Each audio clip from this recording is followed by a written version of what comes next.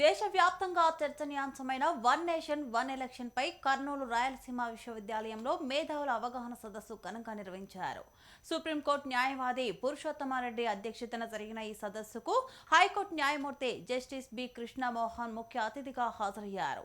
ఈ సందర్భంగా జస్టిస్ కృష్ణమోహన్ మాట్లాడుతూ వన్ నేషన్ వన్ ఎలక్షన్ అమల్లోకి వస్తే దేశానికి సమయం ఆదా అవ్వడమే కాకుండా భారీగా ఆర్థిక ప్రయోజనం చేకూరుతుందని తెలిపారు. ప్రపంచ దేశాల్లో భారత్ అత్యంత శక్తివంతమైన దేశంగా ఎదగడానికి ఇలాంటి సంస్కరణలు దోహదపడతాయని ఆయన వివరించారు.